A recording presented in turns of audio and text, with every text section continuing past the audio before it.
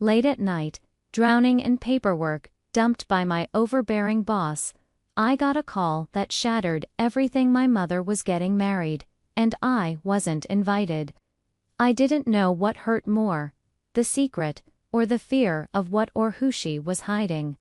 I was at my desk in the office, eyes tired, neck stiff, fingers aching from a full day of typing numbers and rewriting the same report 3 times. The glow of my monitor flickered across the pile of unfinished paperwork, casting long shadows on the desk, like crooked fingers pointing out all I hadn't done. Outside the window, the sky had turned a deep indigo. Streetlights blinked on, one by one, like they weren't quite sure if it was time yet. The hum of the fluorescent lights above buzzed low, adding to the weight pressing down on my shoulders. I reached for my coat, finally ready to call it a night, when the door creaked open. In walked Michael, my boss.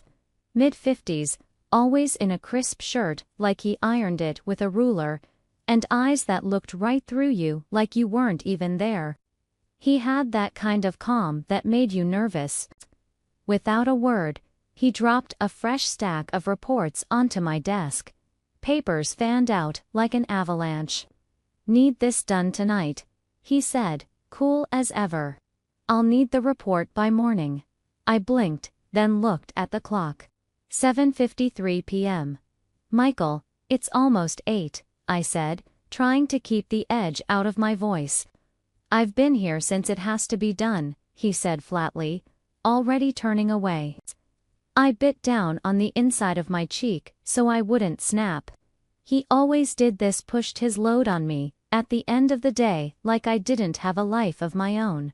Like my time didn't matter. At the door, he paused, one hand on the frame. "One more thing." He looked back at me, eyes narrowed, like he wanted to say something important. But then he shook his head. "Never mind. Some other time." And he was gone. I sat back in my chair, fists clenched, heart pounding. 6 more months, I told myself. Just 6. Then I'd be done with this place. I wanted more than this. More than late nights and cold coffee and the quiet throb of never being enough. When I finally made it to my car and cranked the engine, the heater blasted stale air into my face. My phone rang. Alice. Aunt Jenny's voice chirped. "Don't forget to her, giving me a ride to the wedding." "What wedding?" I asked, fumbling with the seatbelt. She laughed like I'd just told a joke. "Oh, you don't tell me you forgot your mama's big day." My hand froze. "Mom's getting married." The line went silent. "She didn't tell you." I ended the call without another word, and drove straight to Mom's house. I stood in front of Mom's house, my breath fogging in the cool evening air. The porch light flickered above me, casting a pale yellow glow that made everything feel colder. My heart was thudding in my chest like a trapped hummingbird, wild and unsure.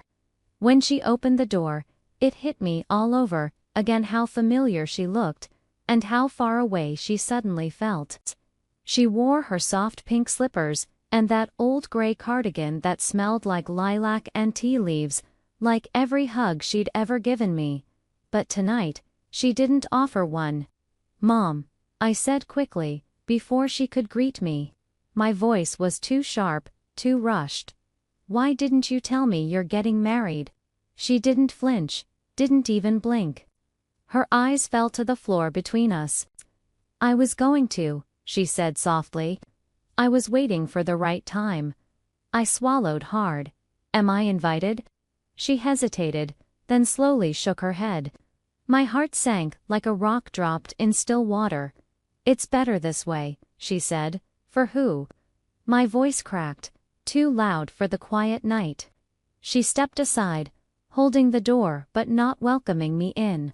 Her voice stayed calm, but her shoulders were tight. "For all of us. You've had so much stress lately." I didn't want to add more. My hands curled into fists at my sides. "I'm not some fragile child," I said. "I'm your daughter." She looked at me then. Really looked. Her eyes were full of something I didn't recognize. Sadness maybe. Or guilt. Maybe both. Some things you won't understand yet, she said. I hope one day you will. The silence stretched between us, longer than I could bear. I turned away before she could see the tears building in my eyes. I didn't slam the door behind me. I just walked off the porch like it wasn't breaking my heart. But I knew this much. No matter what she thought, I would be at that wedding. I had to know who he was. I had to know what kind of man made my mother hide her happiness from me. A week later, just like I promised, I picked up Aunt Jenny from her apartment. She stood on the curb, waving her arms like she was flagging down a plane. Her bright floral dress fluttered in the breeze, and her hair was tucked under a crooked hat. "Oh honey, bless you," she said as she climbed into the passenger seat, carrying a bag that smelled like peppermints and perfumes. "You know my car gave up again.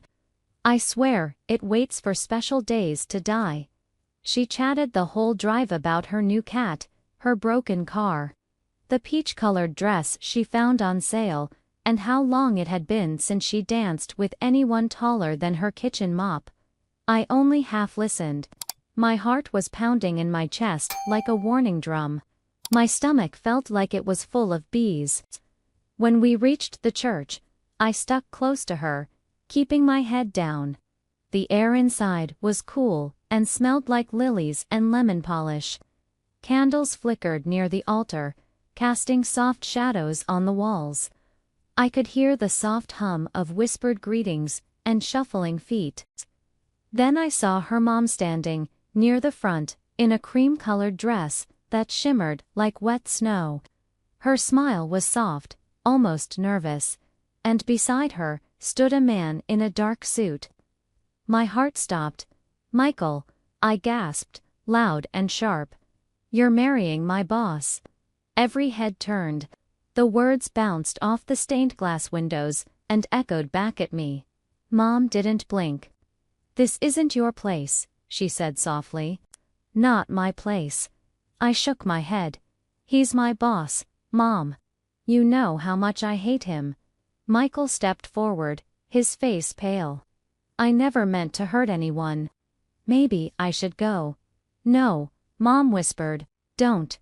But he was already walking away, his shoes thudding against the church floor like heavy stones. Mom's shoulders sagged.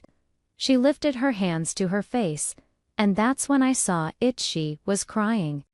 I found him out in the church parking lot, standing alone, near the edge, where a row of low pine bushes bordered the sidewalk.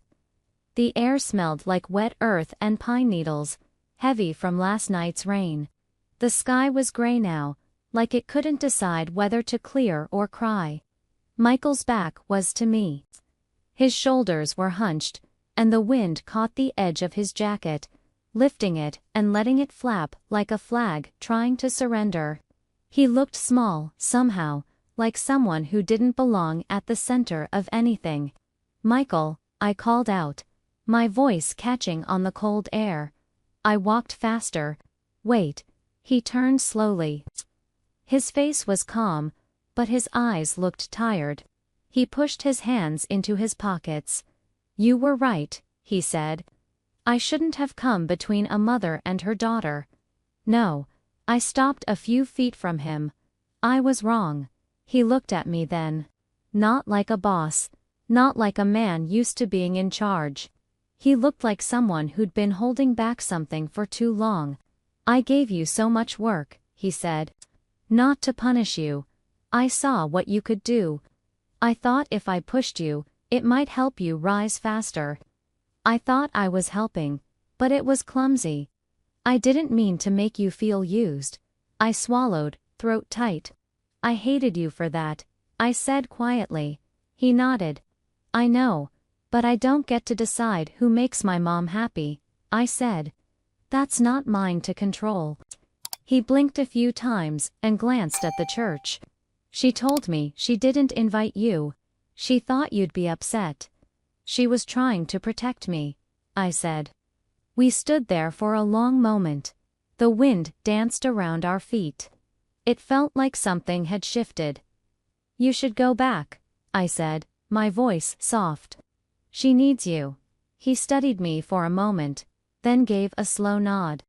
And just like that, we turned and walked back inside together.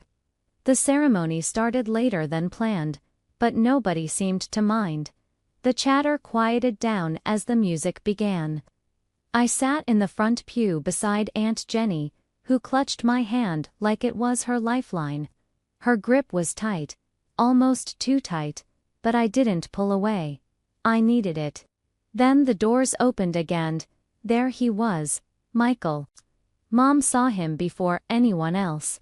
Her face lit up, and the smile that bloomed across her lips was so full of joy, it nearly brought tears to my eyes. No preacher could have spoken more clearly than that look. It was love, simple and whole. When they stood together at the altar, the light from the stained glass cast little pools of color over them, reds, blues, and golds like a patchwork quilt. When it was time for the vows, Mom said his name like it was something holy, something she'd been saving in her heart for years. And then, during his speech, Michael looked right at me and said, "To Alice, who pushes me to be better." My breath caught. I didn't know what to do with those words, so I held them close, like something warm in cold hands. The reception was simple, held in the community hall. Strings of paper, lanterns glowed above us, swinging gently in the breeze from ceiling fans. The air smelled of roast chicken, warm rolls, and buttered corn. Mom found me during a slow song and leaned in close. "You really okay with this?" she asked softly. I nodded. "You deserve your own happy." She kissed my forehead, gentle and proud. "So do you." Michael joined us then, placing a quiet hand on my shoulder. Something inside me shifted. Not quite love, not yet, but something close. Something possible. That night, my mother got married. And for the first time in a long while, I didn't feel like I was losing her. I felt like I was finally meeting her for real.